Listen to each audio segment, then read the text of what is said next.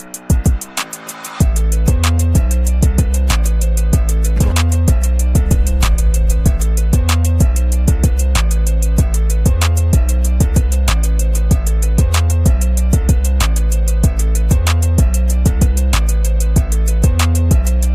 and welcome to another exciting episode of the Andre The Beast Crayton Show.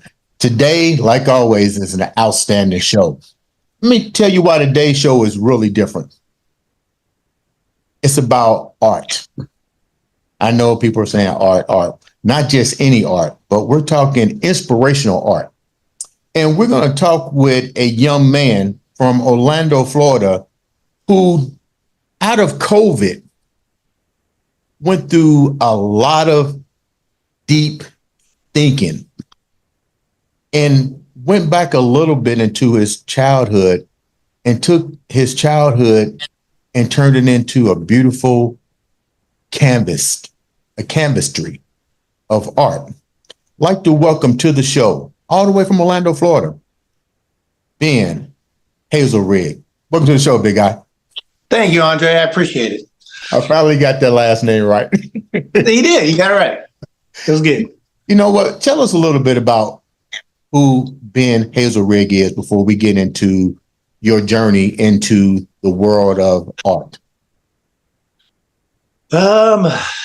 Middle-aged dad, 2 daughters, the normal, dad life, I guess you would say in that regard. I kind of grew up an entrepreneur mindset. Mm-hmm. Had my own small business for several years and enjoyed it. It was I won't say a cush job, but I didn't have to work a whole lot of hours and it was rewarding. I got to work with kids. I grew up in sports and the coaches that I had as a child growing up really shaped me. Mm-hmm. My dad was one of them. He was a huge sports, mainly a basketball player when he was in high school, but he really instilled sports in my brother and I when we were growing up. So I think, so I was lucky enough to do that for a profession. I coached tumbling, gymnastics, and cheerleading for about 16 years with my ex-wife. And that was kind of my background in college was exercise science. I just always loved the human body. Right. I loved how it works. When I took anatomy and physiology in college, I was blown away. Our bodies are made perfect, like they're perfect machines, and so I coached for a good 16 years, enjoyed it. It kind of came to the end and I was looking to do something else. And so I didn't want to jump in to a new career and kind of be stuck working for a paycheck to pay the bills, to go work for a paycheck to pay the bills and all that kind of stuff. I don't know. There's something in me that's like, I'll take the risk and figure out what I want to do next versus settle down and go take an easy job. Like, I don't know why I'm wired that way, but when I closed my gym, I was kind of searching. I was mid-40s. Mid-40s, I'd been in a career for 16 years. It's scary to just jump ship and change careers. So, yeah. So you're like me. I had my own gym, and during that COVID transition, I think it took everybody by surprise. I think definitely I can relate to what you're saying because I have my degree in exercise science. I've been a professional bodybuilder, own my own gym. I'm one-dimensional like you were. I knew the body. I knew nutrition. All of a sudden, COVID comes into everybody's life. The economy shuts down. Everything shuts down. What happened in your moment when that happened? Yeah. So the last several years, I'd say the last 5 years I was with the gym. Mm-hmm. I knew I wanted to do something else, the honeymoon phase was over, I guess you'd say. Right. And so I was, I'd been looking for something else to do. I took so many online courses from Amazon FBA to affiliate marketing to, running my own ad agency, like my Facebook marketing agency. Like I literally took courses in all of those things. At the same time, I started reading, when I turned 40, I started reading books every day. Like just made it kind of just added that morning routine to my life because I wanted something different. And I knew to get something different, I had to change something, you know what I mean? So started reading, hadn't read any books since college. And when I started reading, it was all, personal success, motivation, changing your mindset, meditation, mindfulness, spirituality. I mean, you name it, all that stuff. I was just, whatever called to me or whatever I heard somebody talking about on a podcast, that's the next book I'm going to listen to. And so through that kind of process of learning about meditation and practicing it, I was probably practicing for about 3 years. Right. And the gym, it came to the decision where it's like, this is the summer of 2019. So this is right before COVID. And I had 1 year left on my lease. I wasn't planning on closing my gym at that moment, but we had tryouts. The numbers kind of took a little, not bad, but like bad enough for me to say, okay, it's not really worth fighting this fight another year. And so went to my landlord, got out of the agreement after, weeks of sitting there struggling with that decision. But then I finally got out of it. And thank goodness I did, because a lot of small gyms, whether it was my particular business or any gym, when COVID hit, if you were kind of a month-to-month business, I feel like COVID wiped you out. You know what I mean? It didn't really matter what business you were. If you were kind of barely getting by, COVID was just like, smack, Yeah. And so by the end of 2019, I was like, I'll sell my house. I had my house for about 15 years, had some equity, and I just didn't want to rush into another job. So I was like, you know what? I'd rather sell my house, take the equity, and really figure out what I want to do next. And that way I don't have to rush. But the viewers need to know you're a single father too. Yeah. You got kids. I'm relating to you. Now when you're a trainer and you own a gym, it is almost month to month. You got to also market and figure out how to keep these people coming in the door, keeping them satisfied, and still be competitive in your arena. But now you're just basically closing the door on everything. When did it start to really start manifesting and taking its toll? So I sold, my house actually closed in January of 2020. So right before COVID. And I was planning on trading stocks. I had traded stocks before I opened the gym. I was a market maker for a couple years. And I was like, you know what? I'll go back to trading stocks. I got some money. I'll do that. And then during that year of COVID, I was trading stocks and I wasn't going crazy. I was kind of taking my time. But I was just, every day I was wrestling with the question, what do I want to do next? Like, what can I see? And I'd ask myself, what can you see yourself being excited about doing the rest of your life? Like, what do you really like to do? Like, if you could do anything and you wouldn't fail at it, anything in the world, right? What would you do? Like, what makes you excited? Ben, was that the first time you've ever asked yourself that question? Seriously, yeah, probably. Because like I opened the gym and I really enjoyed the gym. I enjoyed coaching. I enjoyed being active. Like it was a passion of mine. Right. It just, I don't know. The sport kind of changed. Kids changed a lot. I don't know if you are around kids a lot. Smartphones have changed parents and kids considerably, in my opinion.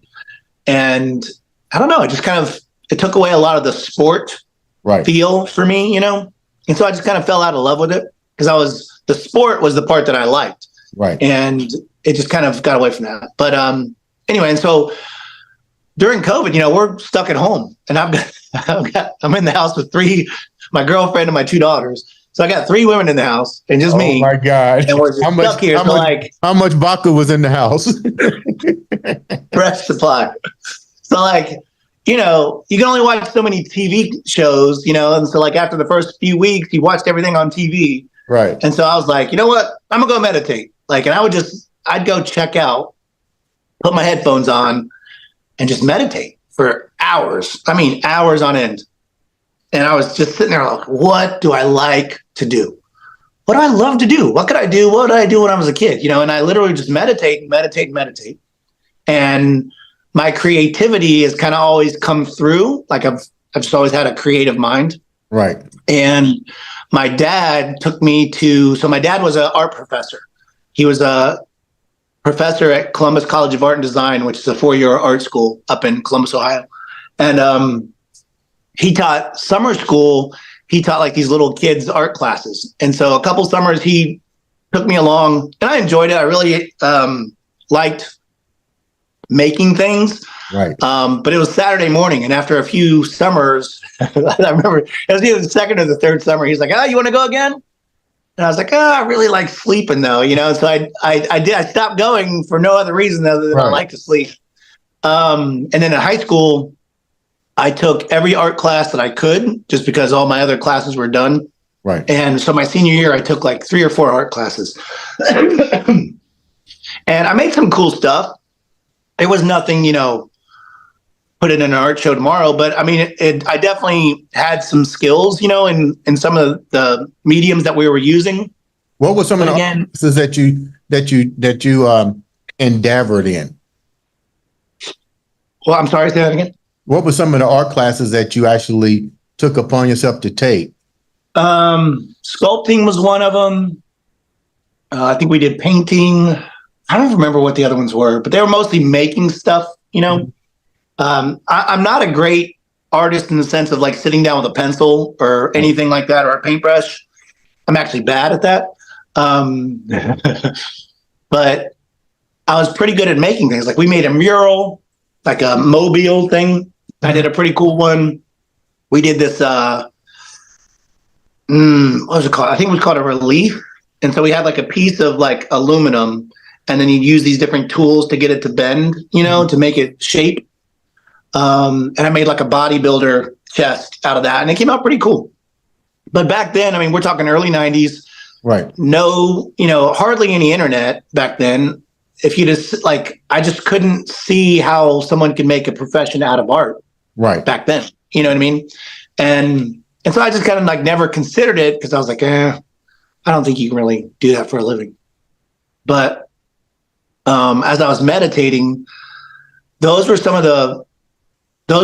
of the core memories that kind of crept into my brain, that things that I enjoyed doing, things I liked to do.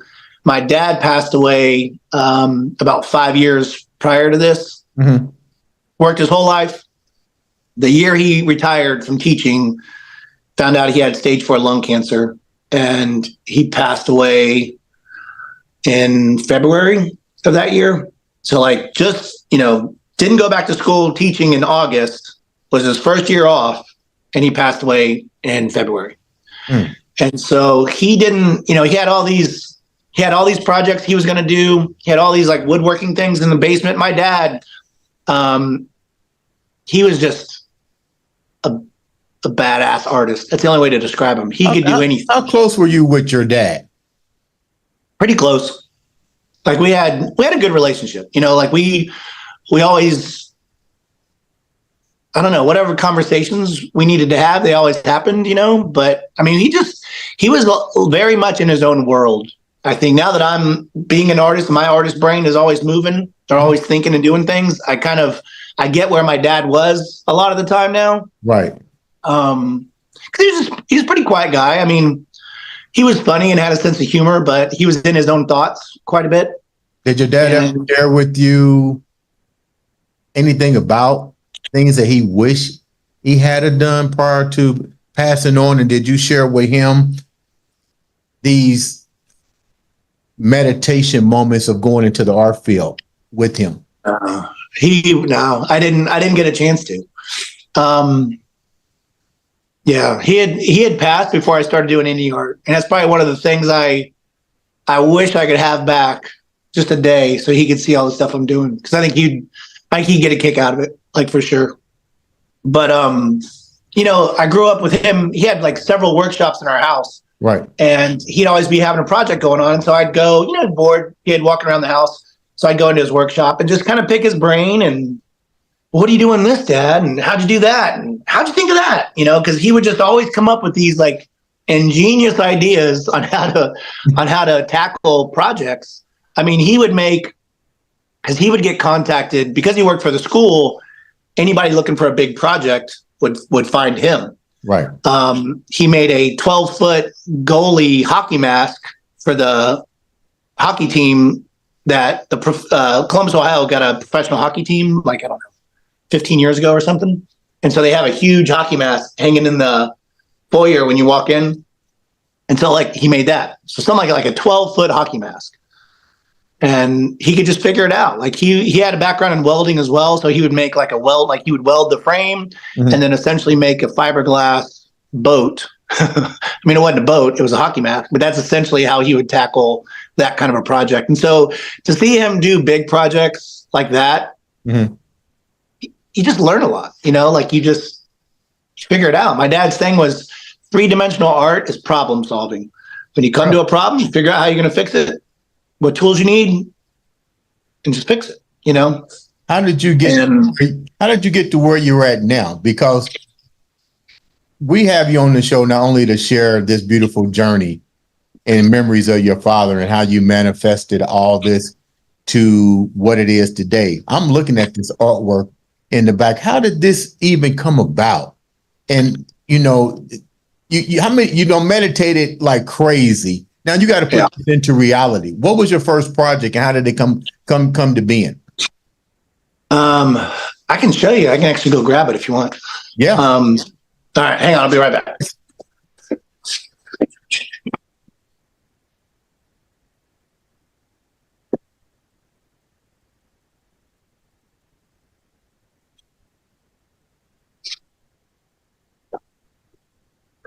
All right, before I show you. So while I was meditating, I was going through this, okay, what am I going to make? I want to make something. I like to make things. Right. What am I going to make? What am I going to make it out of? And I was like, I like making wood. I made a couple entertainment centers back in like the early 2000s. Like first got, grown-up job. I want to make some wood. It's weird that the first book I bought in my adult life was a woodworking book. And so I made a couple cabinets for some friends and things like that. Stopped. Like literally made like 3 or 4 projects. Stopped. Never made anything again. And so like while I was meditating, I was like, well, I like wood. I've got some background and knowledge in wood. What can I make? And at the time, this was during the George Floyd murder and all that crap that was going on, and just that whole political environment of, it was just bad. It was that summer. And I got rid of Facebook and Instagram off my phone. And I was just scrolling on Pinterest to pass the time, because you spend all that time doing something, you're going to spend it doing something else. Right. So scrolling through Pinterest, I would see reclaimed wood art, which is like those slats that they make, and they're all like 45-degree angles and whatnot. Yeah. And I was like, that's cool, but like my brain just doesn't work like that. Like geometry in my brain. How was your brain working when you was looking at that kind of artwork? What were you thinking? Well, I was really just thinking of the medium, because I was like, well, it's wood, it's creative, it's something I can make with my own hands and sell. But then it just wasn't lighting the fire because of all the geometry, Like I almost failed geometry in high school because that's how bad I was at geometry.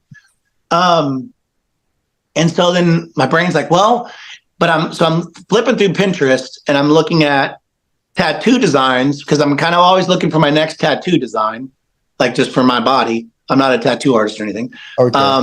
So I'm looking at tattoo designs and I'm looking at reclaimed wood art. And as you scroll on Pinterest, it'll only show you more and more of what you're clicking on. So I'm looking at those back and forth. And I'm like, you know what? It wouldn't be that hard to cut out a traditional tattoo design and make wall art out of it, And so that's where my brain married reclaimed wood art and tattoo art. And then with tattoo, I was like, tattoo also has a story behind it. Right. Like a rose means love, a red rose means love versus, different colored rose. And just all the imagery that goes along with tattoo, I thought, well, that's a cool thing to borrow from as an artist, because I can make something and it's already got a story to somebody out there, to any of the other tattoo enthusiasts. And so that's what got me thinking in making wood art. And so it was just flat. So this is the first one. I thought about it for like a month. And then I finally made this little rose. Wow. As cheaply as I could. This is balsa wood. And these are like paint sticks. Right. So I did it just as cheap as possible to see if my idea was going to come, through. Right. And when I made that first one, I didn't like it, but I learned so much making it. I was like, okay, well, the thickness has got to be different. The frame's got to be different, this, that, and the other. And so I made a lot more kind of traditional tattoo designs, like just basically anything people will get in a tattoo studio. I was like, well, that's the popular stuff. Let me make all that. So I made, an eagle holding a snake, like a chess piece. I made one big one of those. You name it. But I Ben, pretty much made. you say you didn't like it. So that's traditional for you. But I see your mind evolving to something way more than just putting a tattoo on that piece of wood. When did it elevate? Do you say, I don't like this, but I do? How do you get to a next level?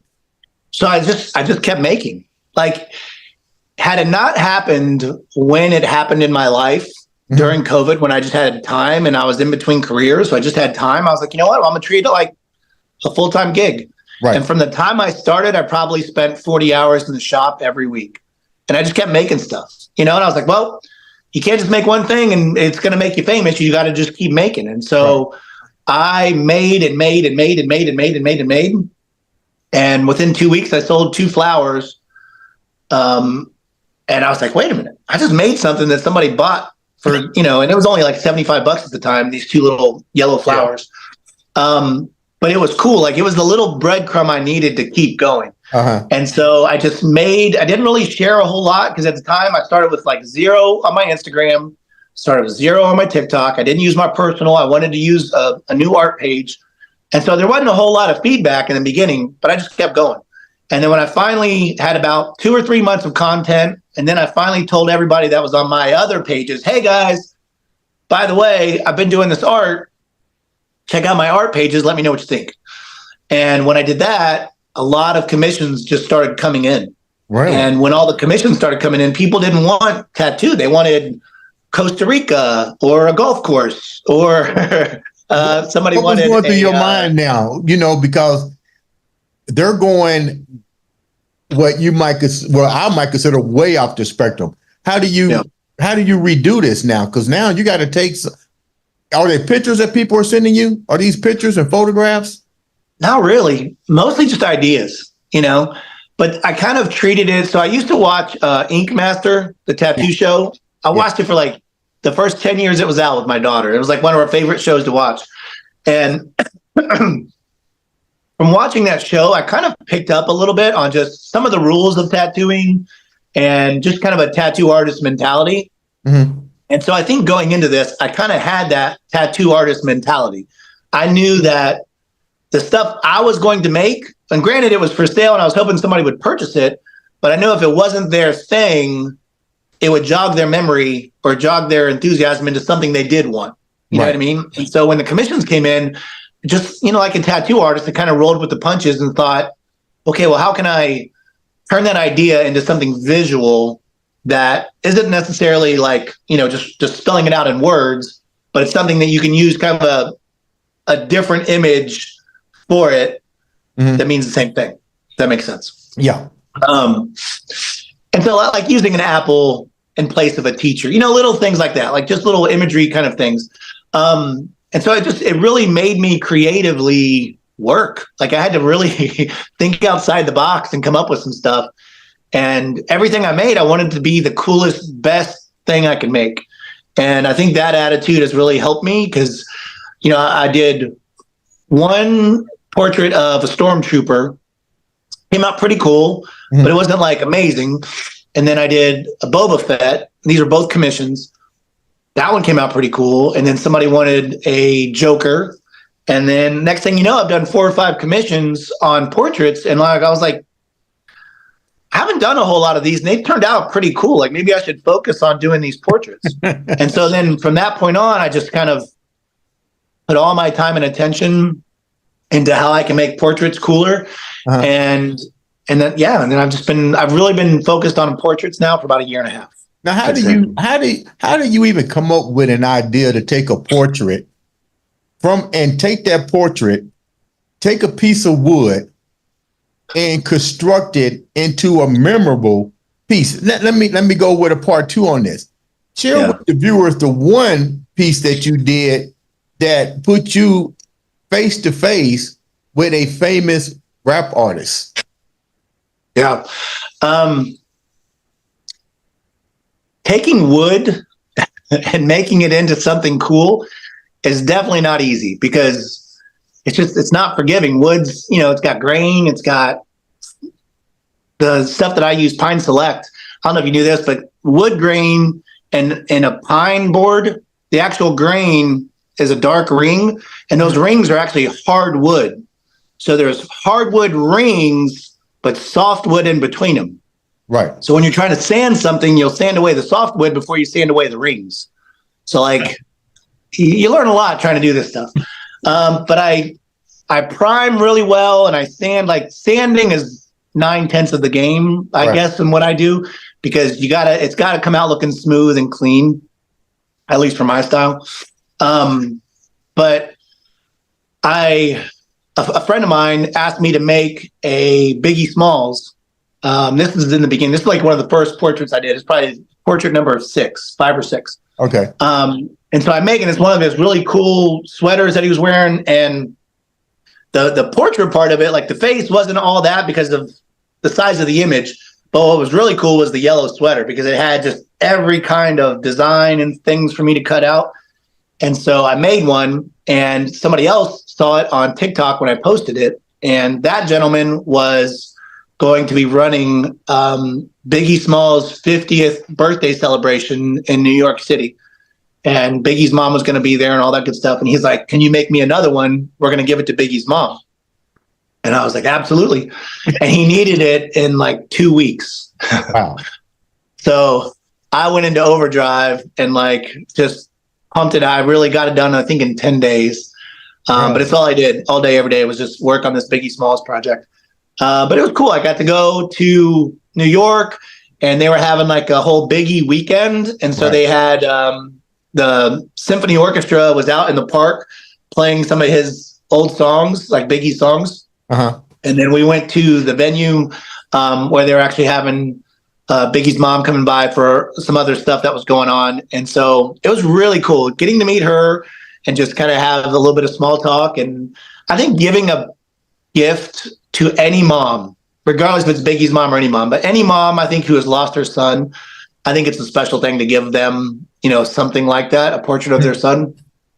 So it was a very cool trip. What did she say? What did she say to you? What's the one thing you remember that she said to you? Because I know she was not prepared to get that, and to realize that it was made from wood with your hands and the delicacy that was put in there and the time, and more importantly, you had to get it done in 10 days. Yeah. She was very genuine, very genuine. It all came in and like it all happened really fast. I think she definitely didn't come in and stay for hours at the venue. It was more like she moved in, she had people with her, she hung out for a bit, and then and then she was gone. And like when she came in and they introduced her to me and I got to present the piece of art that I made for her, she was just very gracious, very sweet. I can say like just a sweet mom, and it was cool. It was a neat moment for sure. You got a lot of work in the background. What are three of your most outstanding pieces? And give me a little bit of in-depth to the story behind these pieces of work that you got. So here's Tupac. So when I got back from New York and I just made a Biggie, actually made 2 Biggies, I had to make a Tupac. You can't make a Biggie without making a Tupac. So I did this when this was actually like my first full face portrait, in my opinion. And then this is another one where I went kind of stencil crazy on the frame. I wanted to do like kind of a bandana feel. Right. I don't know, bandana to me just kind of feels American. Right. And I mean, Tupac always wore a bandana. And so I was kind of playing off the pattern in the bandana when I went with the frame. And just, I was going for kind of crazy colors. This was like my first big portrait. I was just kind of playing around with it. I know a lot of people are like, "Oh, he was a Crip. It should be a red frame." But for me, it's more of a color balance than anything. Right. I'm not trying to make a Crips or Blood statement. It's just, it would have looked weird if it was red. So it went blue. But that's one of my favorites. Another one of my favorites. So I started this past year doing what I call my blockbuster collection. I grew up like when you start making portraits, you're like, okay, well, whose portrait am I going to make? You know, that question of, okay, well, what's next? What am I going to make?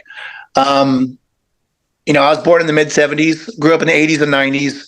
I feel like we had the best movies, sports, and music of any generation. Like, right. I just think we did. Like, we grew up with the Jordan era of basketball.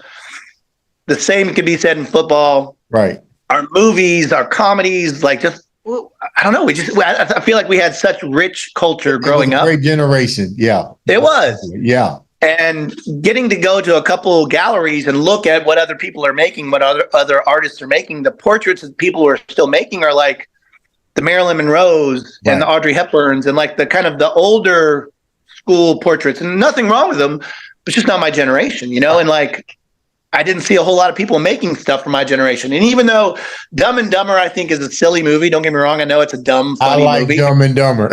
But it's like, you know, it's just what my college years, I think, you know, we had Adam Sandler, we had Jim Carrey, we had a lot of great comedians making funny movies, you know, during my college years.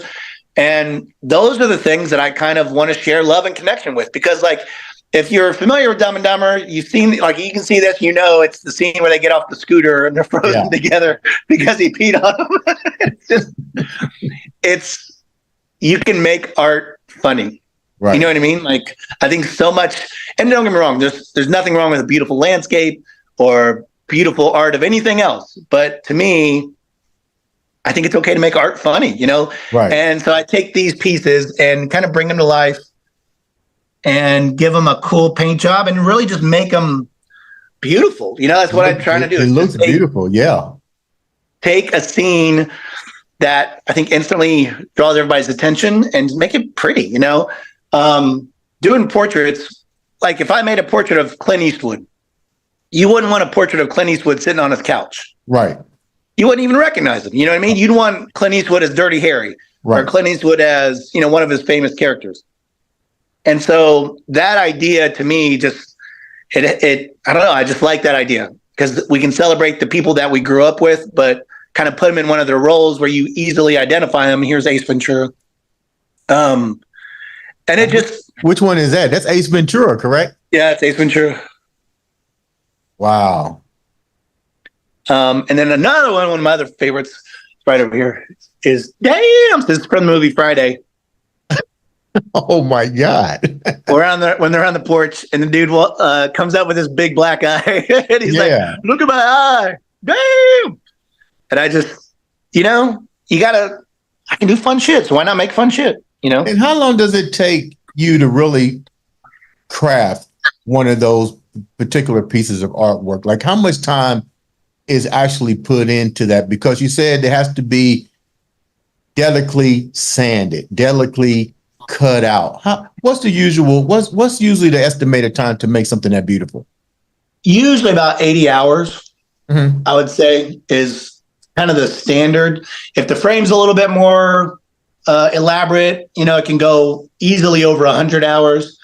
But that's pretty much, and right now I'm still making about 32-inch by 42-inch pieces, which isn't small by any means. But for me, if I'm going to cut it out, make a frame, do the paint job, blah, blah, blah, blah, blah, you might as well make it big.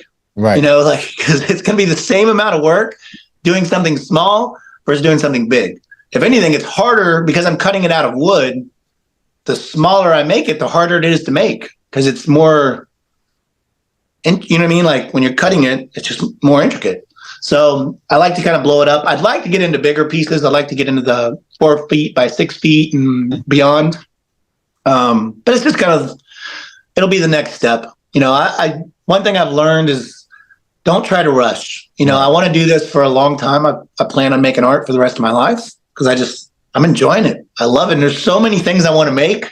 Like I've got 20 ideas still in the pipeline for the Blockbuster collection, you know? Right. And then that's just the fun Blockbuster collection. That's not getting into the sports side of things. That's not like tackling like a Star Wars collection or a Star Trek collection, or there's a lot of pockets I can get into. I can tell you really have found your beast frame of mind. just by doing this interview. You found your meditation manifestation come to life through your father's teaching and hanging with your father. It's almost like a generational wealth thing coming, but you tend to really enjoy what you're doing. I can see it in your work. You had great opportunities. How can the viewers reach out to you to get some of this artwork? My website is Ink and Americana.com. Ink and Americana is my same Instagram and my TikTok page as well.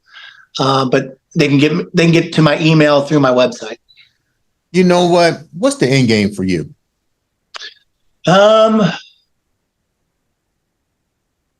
I can see myself doing collaborations, down the road with, I don't know, maybe some of these icons, or some celebrities. Right. And I just, I'd love to get into galleries. Like I said, I'd like to do bigger pieces or triptychs or things like that, which is like, like a 3-piece in one kind of a installation, if you call it. But I just want to keep doing this. Like, I like where I'm at, and I think what I'm putting out is really good.